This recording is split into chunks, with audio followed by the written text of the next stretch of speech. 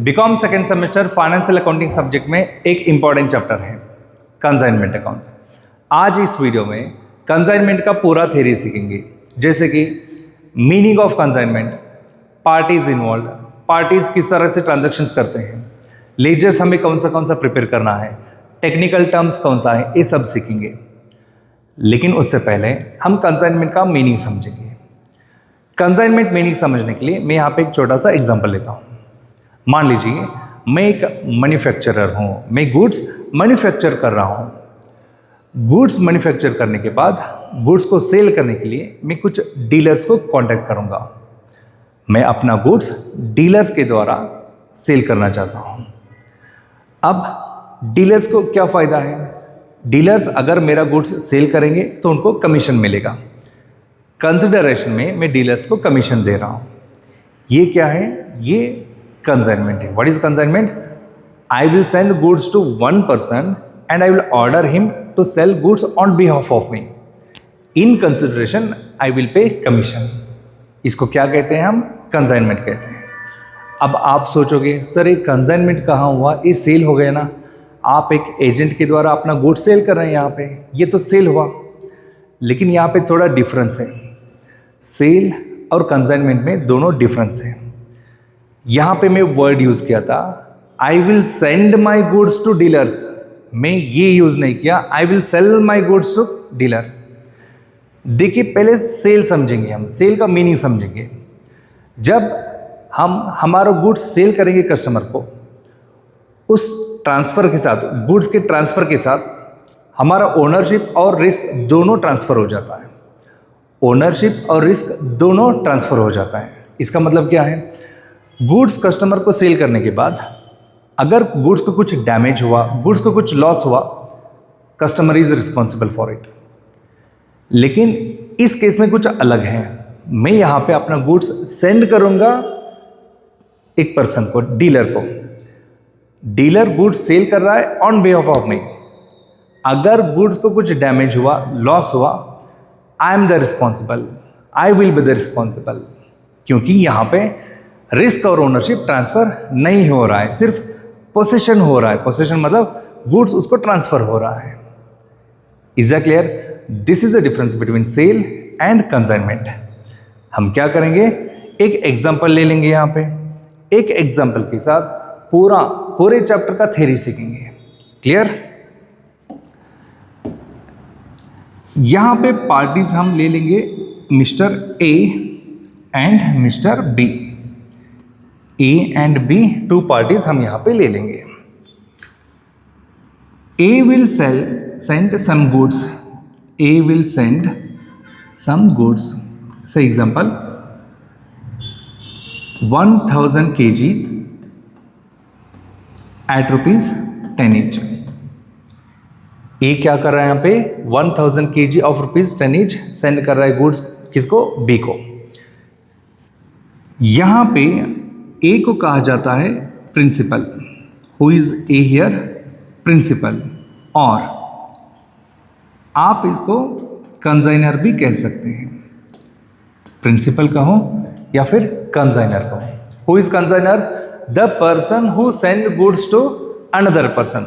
The person who send the goods to another person. Clear? Then who is B here? B को आप agent कहो या फिर consignee कहो। So who are the parties of consignment? Consignor and consignee. What is the duty of A? Send the goods to B and pay the commission when he sell the goods. What is the duty of B? Sell the goods to customers on behalf of A. This process is called as consignment. इस process को हम क्या कहते हैं? Consignment. Clear? Now to send the goods to B, A goods send करने के लिए कुछ एक्सपेंसेस इनकर करता है। Obviously without spending expenses it becomes difficult to send the goods. Sir किस तरह का एक्सपेंसेस? गुड्स अगर आप व्हीकल में ट्रांसफ़र करोगे, सेंड करोगे, फ्रेट इनकर करना पड़ेगा, कैरेज इनकर करना पड़ेगा, कभी कभी व्हीकल में जो गुड्स है उसका इंश्योरेंस करना पड़ेगा। इस तरह से अलग अलग एक्सपेंसेस इनकर किया जाता है ए से, दैट इज कंसाइनर से। What about B? Even B will incur some expenses. किस तरह का एक्सपेंसेस? गुड्स को रिसीव करने के लिए, गुड्स रिसीव करने के बाद इसको स्टोर करने के लिए एक गोडाउन में, यस और no, he has to store the goods in godown. उस गोडाउन का रेंट, गोडाउन में जो गुड्स है उसका इंश्योरेंस, इस तरह एडवर्टाइजमेंट, इस तरह से वो अलग अलग एक्सपेंसेस इनकर करता है। ये जो एक्सपेंसेस हैं A and B, that is consignor and consignee का, these expenses are bifurcated into two types। ये जो expenses हैं यहाँ पे दो टाइप है। पहला रिकरिंग एक्सपेंस, दूसरा non recurring expense. Which are the two types of expenses here? Recurring expense and non recurring expense. देखिए पहले हम नॉन रिकरिंग एक्सपेंस समझेंगे। The expenses which is incurred one time for one transaction. The expense which is incurred one time for one transaction. Example, freight. What is freight? जब goods हम vehicle में send करेंगे तो हमें freight payment करना पड़ेगा। Goods हम एक ही बार सेंड करेंगे और वो फ्रेट एक ही बार पेमेंट करेंगे। ये नॉन रिकरिंग एक्सपेंस हुआ। Clear? Other meaning is, non recurring expense का other meaning is, until the goods reach to the godown of consignee, until the goods reach to the godown of consignee, all the expenses are called as non-recurring expenses. Clear?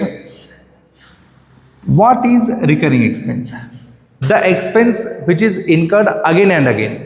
The expense which is incurred again and again. जैसे एक godown का rent, उसको हर महीने payment करना चाहिए। Rent example हम ले लेंगे यहाँ पे, rent of the godown is recurring expense. समझ में आ गया? What is recurring expense? The expense which is incurred again and again. Clear? Now non recurring expense may be spent by A also, B also. Recurring A also, B also, मतलब it is not compulsory that non recurring expense सिर्फ consignor का होता है। Clear? It depends on the situation and depends on the agreement between consignor and consignee. Clear? So what we learn here till now, क्योंकि यहाँ पे बहुत सारा concept है, मैं बार बार रिवाइज करूंगा। We learn the meaning of consignment, consignor, consignee, then types of expenses. ठीक है? नेक्स्ट कंसेप्ट देखो। कभी कभी क्या हो जाता है, अब देखिए ए यहां पे 1000 kg ऑफ गुड्स सेंड कर रहा है एट ₹10 each। बी क्या करेगा, 1000 kg में 800 kg सेल किया। कब तक? ईयर एंड तक। 31 मार्च का हो या फिर 31 दिसंबर का हो, ईयर एंड तक कंसाइनी 1000 में से 800 kg सेल किया। अगर 800 kg सेल हुआ, बचा कितना? 200 kg आर स्टिल रिमेनिंग। कहाँ पे? यहाँ पे गोडाउन में 200 kg of quantity still remaining. This is called as closing stock. Usually हम इसको क्या कहते हैं? Closing stock. इसका एक टेक्निकल वर्ड है, इसको हम कहते हैं स्टॉक ऑन कंसाइनमेंट। इसको क्या कहते हैं? Stock on consignment. क्लियर? यहां पे जो गुड्स है गोडाउन में, उसका ओनर ए है, उसका रिस्क ए के पास है। Even though goods are in the godown of B, risk and ownership is with A. ठीक है? So I hope you understood the meaning of stock on consignment. Stock on consignment is nothing but closing stock. ठीक है? Then जब A goods send करेगा B को, जब A goods send करेगा B को, कितना सेंड कर रहा है यहाँ पे? 1000 kg। क्या ऑल द 1000 kg यहाँ पे रीच हो सकता है? No, sometimes the chances is less. कभी कभी 999 गुड्स आ सकता है, कभी कभी 990 गुड्स आ सकता है। मतलब what I am trying to say here is during transit the goods may be lost. क्या हो जाता है, यहाँ पे कुछ लॉस होने का चांसेस भी रहता है। क्लियर? सो ये जो लॉस है ये जो लॉस है, गुड्स लॉस, इसको दो टाइप है, यहाँ पे दो टाइप है. The first one is normal loss and the second one is abnormal loss. Okay, two types of losses, normal loss and abnormal loss. Normal loss is unavoidable. What is normal loss? It is unavoidable. It is unavoidable. Abnormal loss is avoidable. Okay, normal loss and abnormal loss समझने के लिए यहाँ पे एक example देता हूँ. ये देखिए, ये है कुछ इसको कैन कहो या फिर बैरल कहो, इसमें कुछ ऑयल है. करेक्ट. ये जो ऑयल है मैं दूसरे कैन और दूसरे बैरल में ट्रांसफ़र करना चाहता हूँ. यहाँ पे देखो, क्लियर. जब एक बैरल से दूसरे बैरल में हम ऑयल अगर ट्रांसफ़र करेंगे, यहाँ पे साइड में थोड़ा तो बचेगा ऑयल, इस तरह से थोड़ा तो बचेगा. यस और नो? क्या every time when we transfer the oil थोड़ा तो यहाँ पे बचेगा. क्या हम पूरा ऑयल 100% निकाल सकते हैं? No, chance is less. यहाँ पे जो बचेगा हर टाइम जब हम ट्रांसफ़र करेंगे, यहाँ पे जो बचेगा ऑयल वो नॉर्मल लॉस है. नॉर्मली वो लॉस हो जाता है. नॉर्मली वो लॉस हो जाता है. क्लियर. सेकेंड एग्जांपल देखिए, जब आप पेट्रोल फिल करोगे अपने व्हीकल में, due to evaporation some petrol is lost. क्या आप उसको सेव कर सकते हैं? ऐसे हाथ रख के सेव कर सकते हैं? Not possible. आप कभी भी पेट्रोल डालो, इवेपोरेशन की वजह से थोड़ा तो वेस्ट हो जाता है. It is unavoidable. आपके कंट्रोल में नहीं है. उस लॉस को बचाना आपके कंट्रोल में नहीं है. Normal loss. क्लियर. इसी तरह से जब goods A that is consignee को सेंड करेगा, हर एक ट्रांजैक्शन में एक और दो गुड्स तो डैमेज हो ही जाता है. Such loss is called as normal loss. So normal loss is unavoidable. It is not in the control of the parties.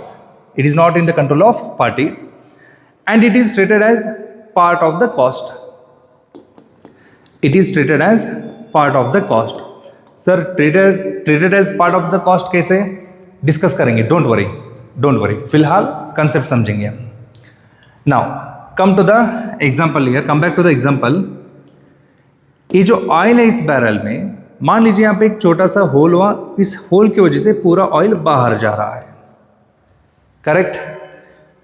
यहाँ पे जो लॉस हो रहा है इसको हम कहते हैं abnormal loss.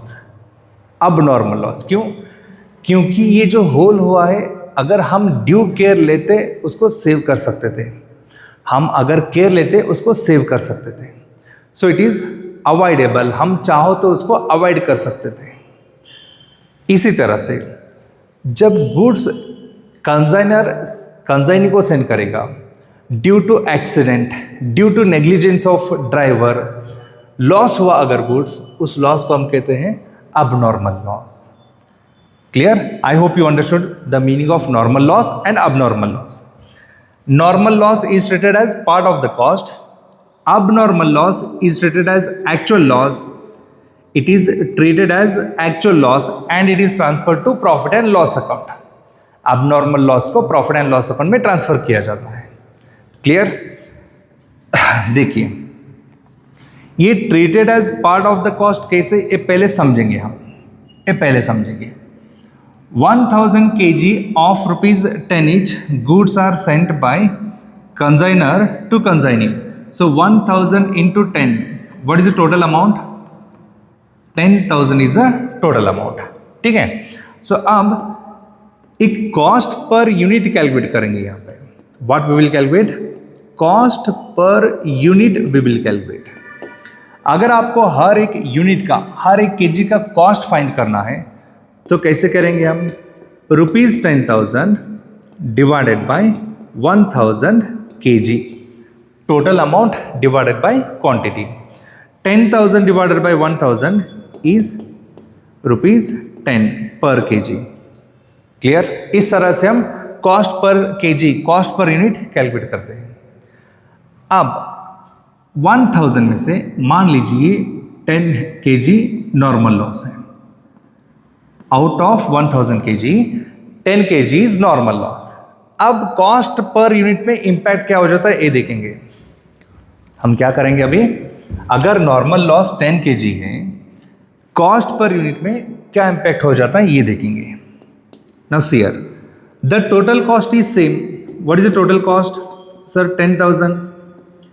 Now what is the quantity? Quantity is not 1000। 1000 में से 10 kg हो गया लॉस, यहां पे बचा 990 kg। सो अब कैलकुलेट करेंगे 10,000 डिवाइडेड बाय 990, यहां पे 10 रुपीज 10 पैसे पर केजी आ गया। क्लियर? 10 रुपीज 10 पैसे पर केजी आ रहा है। पहले कितना था कॉस्ट? 10 रुपीज, अब कितना हुआ? 10 रुपीज 10 पैसे।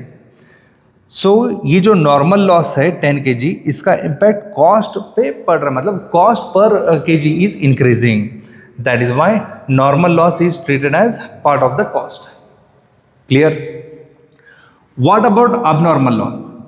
सर अगर ये 10 kg अबनॉर्मल लॉस होता तो क्या होता? कुछ भी नहीं, यहाँ पे बहुत सिंपल, 10 kg जो लॉस हुआ है उसको कॉस्ट से मल्टीप्लाई करो। कितना है कॉस्ट? 10 रुपीज़। टोटल हो गया 100 रुपीज़। ये जो 100 रुपीज़ है इसको प्रॉफिट एंड लॉस अकाउंट में ट्रांसफर कर दो। Very simple it is. Abnormal loss को, abnormal loss is treated as actual loss and it is transfer to profit and loss account. जो भी लॉस है उसको क्या कर दो आप? एक्सपेंसेस से, कॉस्ट से मल्टीप्लाई करो।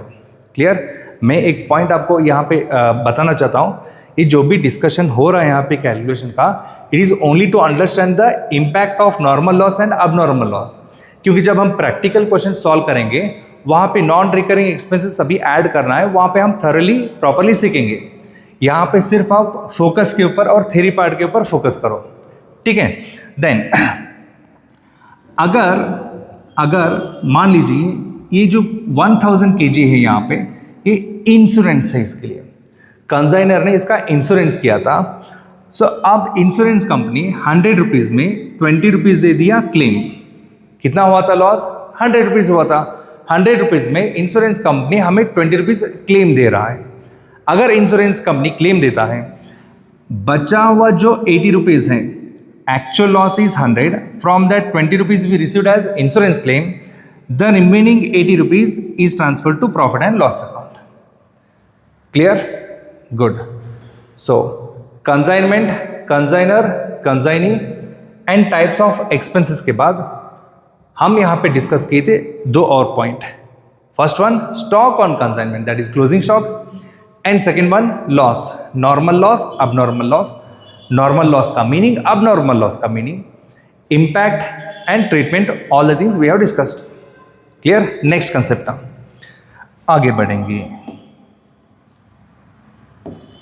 ओके, देखो, अगर बी गुड सेल करेगा on behalf of A, that is consign is selling the goods on behalf of A, what is the benefit for B here? The benefit for B is the commission. इसको क्या मिलेगा? B को commission मिलेगा। Sir यहाँ पे 3 types of commissions हैं। Okay, commission, there are 3 types here. There are 3 types of commissions. First one, normal commission. What is first one? Normal commission. या फिर आप इसको ऑर्डिनरी कमीशन भी कह सकते हैं। इसको क्या कह सकते हैं? ऑर्डिनरी कमीशन भी कह सकते हैं। Second one, del credere commission, del credere commission. Okay, third one, overriding commission. What are the types of commissions? Normal commission, del creditor commission, overriding commission. ठीक है? Okay. Now, to understand the concept, we need to understand the meaning of cost price, loading and invoice price. तो मैं क्या करूँगा यहाँ पे आपको पहले cost price, loading, invoice price explain करूँगा, उसके बाद में हम ये तीनों कमीशन सीखेंगे। अब देखो यहाँ पे जब ए सेंड किया था 1000 kg at ₹10 each, 1000 kg at ₹10 each, and B ने इसको सेल किया 1000 kg at ₹12 each, at ₹12 each. 10 में रिसीव किया, 12 में सेल किया। What is the profit? Cost is 10 rupees, sale price is 12 rupees, then the profit is what? 2। ये जो profit है, ये प्रॉफिट बी को पता चल रहा है। बी कैन इजीली कैलकुलेट, हाँ ये कमा रहा है 2 rupees, mister A is earning what? ₹2 पर kg। सो नाउ अगर ए अपना रियल प्रॉफिट बी को डिस्क्लोज नहीं करना चाहता है, अगर ए अपना रियल प्रॉफिट बी को डिस्क्लोज नहीं करना चाहता है, तो क्या करेगा? ये जो 10 रुपीज है, इसमें वो अपना प्रॉफिट ऐड करके ही सेंड करेगा, करेक्ट?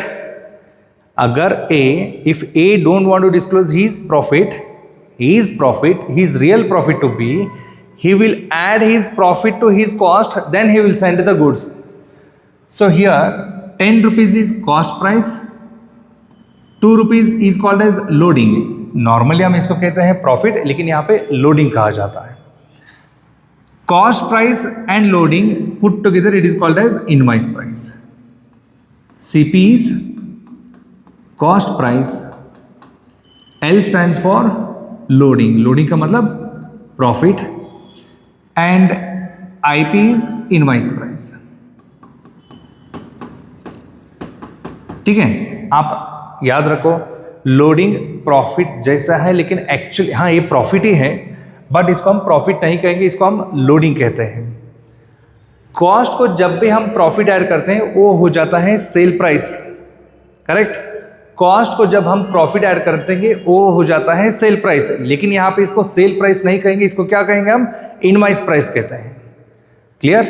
देखो अब ए देखिए यहाँ पे मिस्टर बी, ये जो 1000 kg है, ये 1000 kg वो 12 में भी सेल कर सकता है, 14 में भी सेल कर सकता है, यस और नो? अगर 12 में सेल किया, as per B there is no profit for A. B के हिसाब से, बी के कैलकुलेशन के हिसाब से ए को कुछ प्रॉफिट ही नहीं हो रहा है। क्यों? ए ने सेंड किया goods at 12 rupees and sell किया 12 रुपीज में, लेकिन अगर हाँ as per A he is earning 2 rupees profit already. अगर बी ने 14 रुपीज में सेल किया, as per be the profit is 2। कैसे? 14 minus 12, but as per A 14 minus 10, 4 rupees is a profit. Clear? ये देखो, ये जो 12 रुपीज और 14 रुपीज जो हम कस्टमर को सेल कर रहे हैं, इसको हम कहते हैं selling price, correct? What is selling price? The goods which are sold to customers, this price is called as selling price. So invoice price और सेलिंग प्राइस दोनों डिफरेंट हो सकता है, दोनों डिफरेंट हो सकता है। Clear? So this is the information of cost price, loading and invoice price. Come back to commission now, क्योंकि कमीशन को समझने के लिए हमें इनवॉइस प्राइस की नॉलेज चाहिए, तो इसलिए मैं क्या किया, आपको इनवॉइस प्राइस एक्सप्लेन किया। First one, normal commission. Normal commission is paid on total sales, जो भी सेल हो रहा है उसके ऊपर, ओके? जो भी सेल हो रहा है उसके ऊपर। 1000 kg is sold for 12 each. So what is total amount? 12,000 is the total amount. 12,000 into 10%. 12,000 into 10% is normal commission और ordinary commission. ये बहुत सिंपल है। कंसाइनी को डेल क्रेडिटर कमीशन मिले या फिर ना मिले, ओवर राइडिंग कमीशन मिले या फिर ना मिले, ये दोनों तो सिचुएशन के ऊपर डिपेंड रहता है, लेकिन नॉर्मल कमीशन तो उसको 100% मिलेगा ही मिलेगा। Clear? Second one, what is second one? Del creditor commission. What is del creditor commission? देखो, एक कंसाइनी मिस्टर बी, मैं यहाँ पे कंसाइनर कंसाइनी बार बार नहीं कहूँगा, ए एंड बी यूज करूँगा, आप दिमाग में फिट कर दो। ए का मतलब कंसाइनर, बी का मतलब consignee. Now B he wants to sell goods to A, B A का जो भी गुड्स है he wants to sell to customers, but no one is purchasing, कोई भी परचेज नहीं कर रहा है। सब लोग कह रहे हैं कि हमें क्रेडिट में सेल कर दो। क्लियर? अब बी कह रहा है ए को, बॉस आपका गुड्स मैं क्रेडिट में सेल करना चाहता हूं, मैं क्रेडिट में सेल करना चाहता हूं। देखो इसमें ए का रिप्लाई क्या हो जाता है, ए कहता है मिस्टर बी अगर तुम गुड्स क्रेडिट में सेल करोगे, रिकवरी नहीं हो पाया, मुझे लॉस हो जाता है। यस और नो? अगर बी गुड्स क्रेडिट में सेल करेगा, बाद में अमाउंट रिकवर नहीं हुआ, then obviously it is loss for A. But what B is saying here, B का रिप्लाई देखो, मिस्टर ए डोंट वरी, ये जो गुड्स मैं सेल कर रहा हूं क्रेडिट में, रिकवरी करने का जो रिस्पॉन्सिबिलिटी है वो मेरा है। Recovery responsibility is my responsibility. Clear? इसका मतलब B is selling goods to customers on credit basis and also is taking the burden of recovery of the amount, correct? Then A will give del creditor commission to B. समझ में आ गया आपको? इसका मतलब यहां पे del creditor commission दिया जाता है only if there is credit sale, correct? अगर A ने B को del creditor commission दिया, बी का रिस्पॉन्सिबिलिटी हो जाता है, that is why he is giving extra commission से 3%। हम एग्जांपल के लिए ले लेंगे 3%। अगर ए खुद कहेगा बी को, हाँ ठीक है गुड्स तुम क्रेडिट में सेल करो, मैं रिस्पॉन्सिबिलिटी ले लेता हूं। ए क्या कह रहा है, कंसाइनर, वो खुद कह रहा है बी को तुम गुड्स क्रेडिट में सेल करो, मैं तुम्हें डेल क्रेडिटर कमीशन नहीं दूंगा, अगर लॉस हुआ I will take the responsibility. In such case ये जो लॉस हो रहा है इसको हम कहते हैं बैड डेट्स। ये बैड डेट्स का लॉस हो जाता है ए का। मैं सिंपल टर्म्स में समझा देता हूं, अगर डेल क्रेडिटर कमीशन दिया बी को, बैड डेट्स बी का हो जाता है। अगर डेल क्रेडिटर कमीशन बी को नहीं दिया, बैड डेट्स ए का हो जाता है। So it is loss for A. Clear? Normal commission आपको समझ में आ गया। What is del creditor commission? Del creditor commission is given to consignee if the goods are sold on credit basis and responsibility is taken by B to recover the amount. Sorry. Next, third one, overriding commission.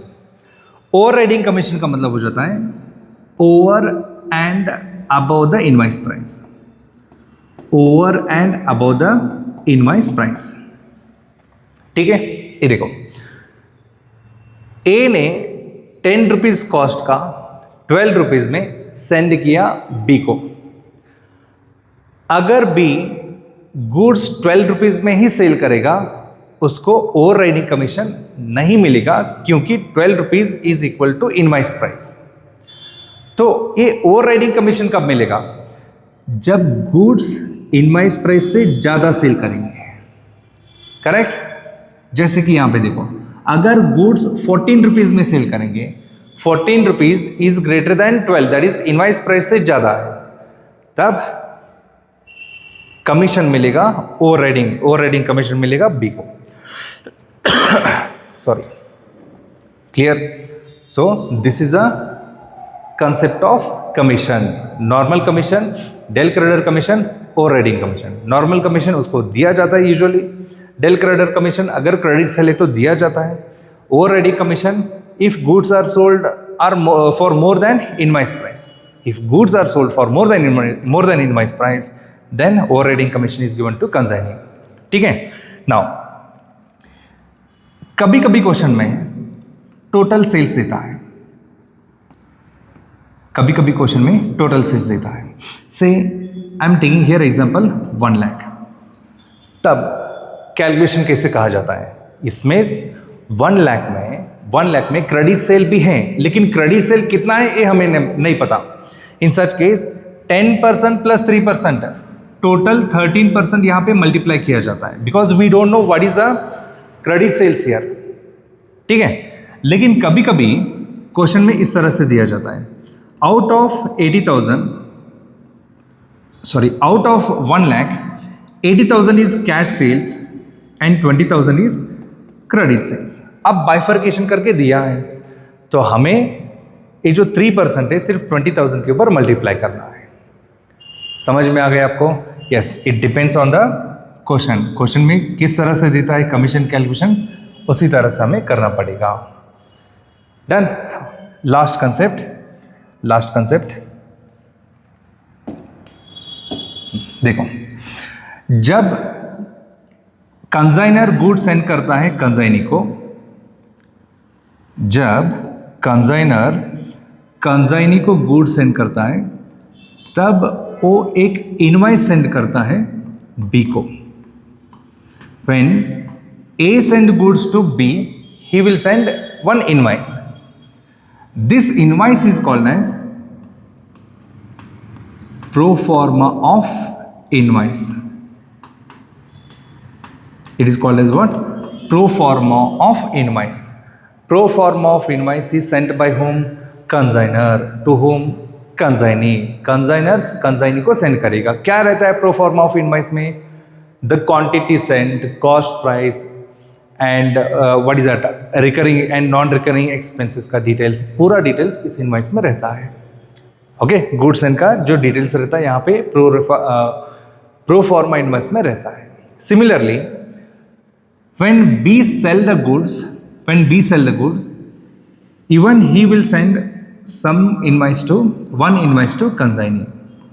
Goods sell करने के बाद B एक invoice ए को send करेगा। That invoice is called as account sales. What is the account sales? It is an invoice which is sent by consignee to consignor. यहां पे क्या रहता है अकाउंट सेल्स में? कितने गुड्स सेल हुआ, कितना गुड्स सेल हुआ, कितना गुड्स बचा, कितने प्राइस में सेल हुआ, एक्सपेंसेस कितना हुआ, ये सब रहता है। ठीक है? यस।